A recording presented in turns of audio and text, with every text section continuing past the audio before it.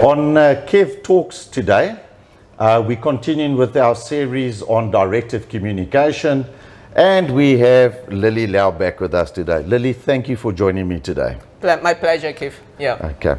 And as promised to our audience, we're going to be looking at the emotional drivers. We touched on it on the last Kev Talks. And Lily, just for a recap, what are those 8 emotional drivers?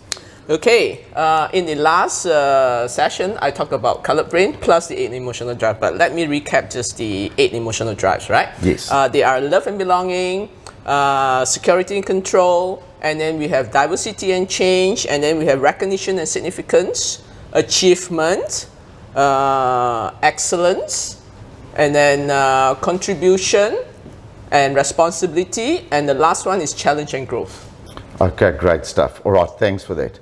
Now, Lily, as business leaders, as project directors, as project managers, how can we take the understanding of colored brain and the understanding of individuals' emotional drivers and make us and our teams perform better in our businesses and on our projects? What would your advice be? Okay, now last session when I spoke about colored brain is about how your brain genetically processes information. Correct. Right? And it's all about the brain, right? And emotional drive is about what you want. Okay. Right, so this is like an added dimension inside you, right? So is it okay if I take you as an example? Absolutely, absolutely. I think, yeah, great. Absolutely, yes, Yeah, go for it. yeah. Ladies and gentlemen, now, I know Kevin, right, as a friend, and he is green brain. Last week we did talk about it. You are green brain, right? Yes. Right, and your emotional drivers are love and belonging. Yes. Right, and then achievement. Yep. With excellence. Yes, very much so. Yeah, these are your top 3. These are your top 3. Yes. So knowing you as a person, right? Not to say knowing you as a person, how you want to do your work, or what makes you feel good, right? It's about being the best of the best. When you deliver a job, right, it has to be of very high level. Yep. Because you have excellence. Correct. And you are a goal getter. You want to get it done. Yes. Yeah, and you want to do it fast, even sometimes. A lot of times.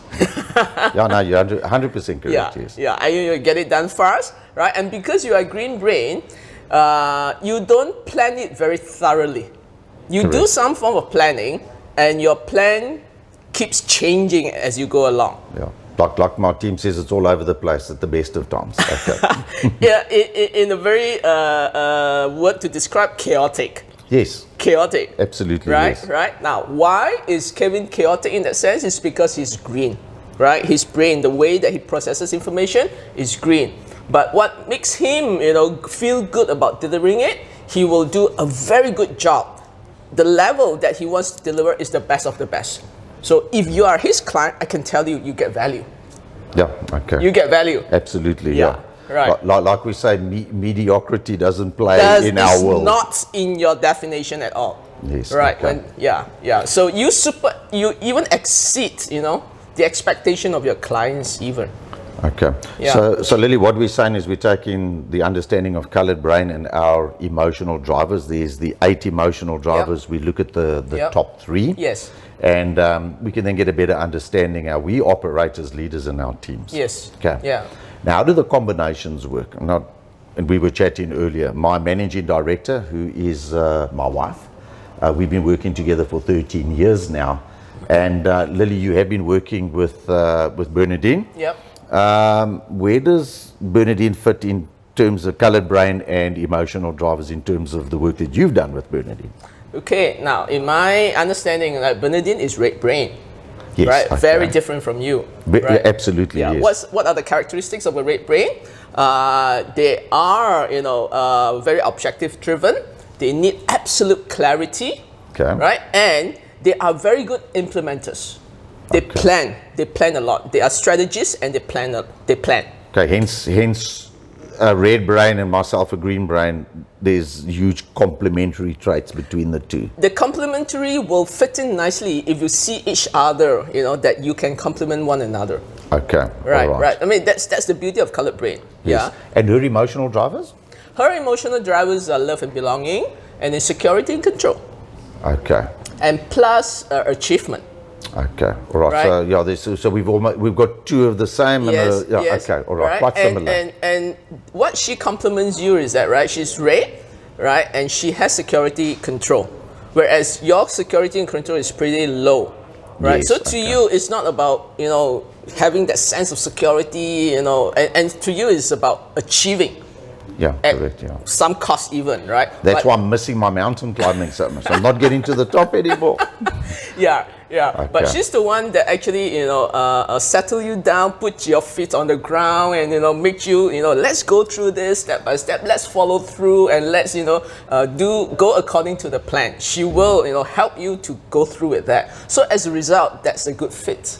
Okay, so Lily, you know, we've been working together with you, and you know, as a business coach, and you know, this understanding, bringing it to me as the CEO of the company, it's not only about the CEOs developing or creating the strategy. If we look at you know, what I've learned from you is that our red brains are the strategists, Exactly. and I've done that. I've taken your advice, and Wow. I've left the strategy design to my managing director and to my team, and it has created a positive impact on my bottom line already.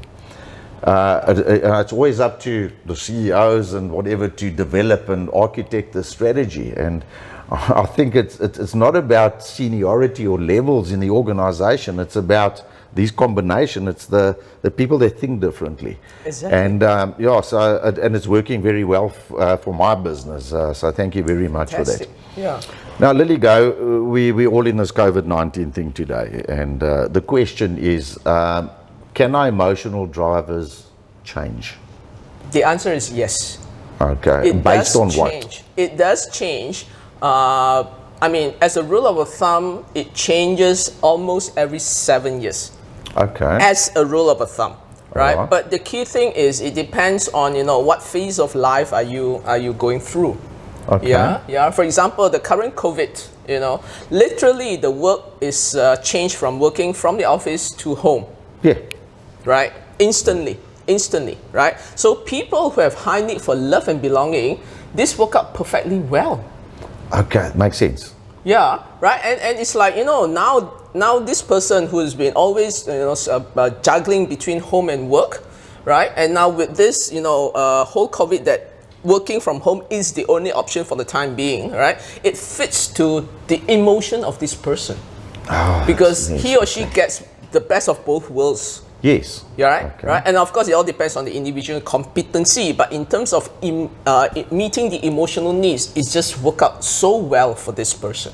So now, which emotional drive will frustrate somebody working? It would. from home? It Who would. would be frustrated? Which emotional drive would frustrate an individual? Okay, people who has high diversity needs. Okay. Because you know, literally you stay at home, you can't go out. Okay. Right, so people who have that need to go out, to have, you know, the diverse, you know, like diversity for activities, diversity for food or anything, that frustrates them, stress them out. Okay, so from a business perspective and even a home life perspective, that could create conflict and attrition and so forth. Exactly. Okay. Exactly. So it's very, very interesting. Yeah. Now, Lily, our next talk is going to be on the generations. Now, Lily is planning on writing her book. Can't wait for that to be published, Lily, so we need to Okay. move on that one. Okay. So we've got 3 dimensions here. We've spoken about colored brain. We spoken about the emotional drivers. And now we're going to bring the generations into the fore. Okay. That is going to be on the next KEF Talks in 3 weeks' time. And Lily, before we break today, from a generations perspective, what has changed? What is this COVID-19 thing? What is the one thing that has impacted us from a generations perspective? Okay. Now, the COVID has brought lots and lots of changes to everybody. Okay. Right? Everybody in every industries. And based on my study of the 4 generations, right? The baby boomers, the Gen X, Gen Y, and the Gen Z, right? Who's the youngest. The one that what that is affected most is baby boomer. Okay, and that we're going to explore in the next talk. We're going to understand why. Yes. Okay, and the Gen Zs, they enjoy it? Yes. They like it? Yes, well, it has tremendous change to the Gen Z, especially from the education perspective. Okay, so we're going to hold you on to that one. So in 3 weeks' time, we're going to be chatting to Lily in terms of the generations theory, an absolute guru in terms of the subject. Lily, I can't wait to have that chat.